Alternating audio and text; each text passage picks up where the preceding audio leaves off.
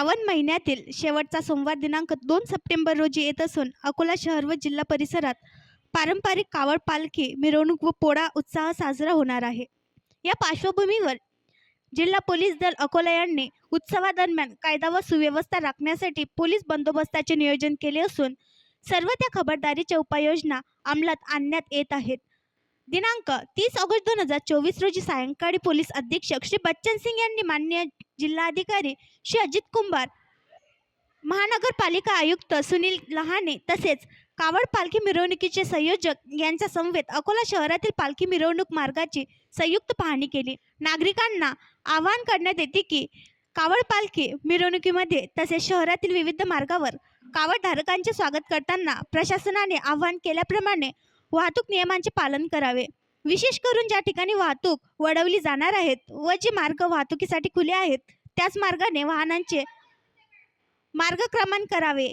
महिला वर्गाला आवाहन करण्यात येते की पालखी स्वागतासाठी गर्दीत सामील होताना मौल्यवान दागिने वस्तू यांची काळजी घ्यावी तसेच आपली लहान मुले गर्दीत हरवणार नाहीत यांच्याकडे विशेष लक्ष द्यावे।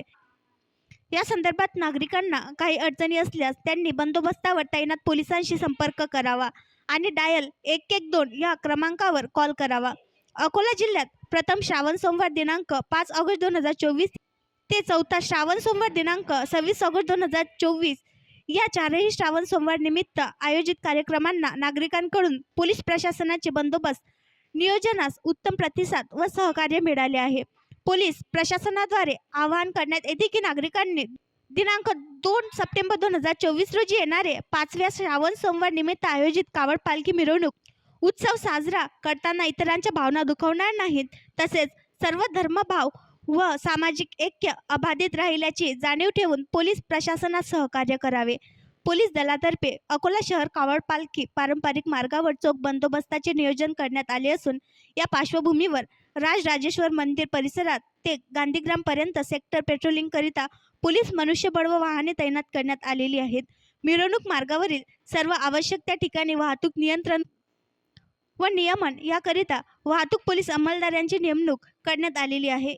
महत्त्वाच्या ठिकाणी CCTV कॅमेरे, बॅरिगेड्स, टावर लावण्यात आले असून घातपात विरोधी पथकातर्फे तपासणी करण्यात येत आहे। त्याद्वारे पोलिसांची प्रत्येक घडामोडीवर नजर असणार आहे।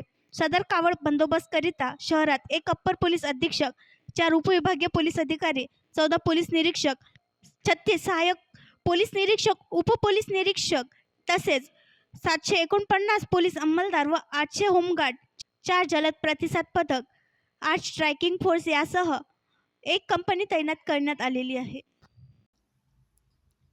आणखी नवीन व्हिडिओ पाहण्यासाठी आमच्या देशमुख एक्सप्रेस न्यूज चॅनलला सबस्क्राईब करा, लाईक करा आणि शेअर करा।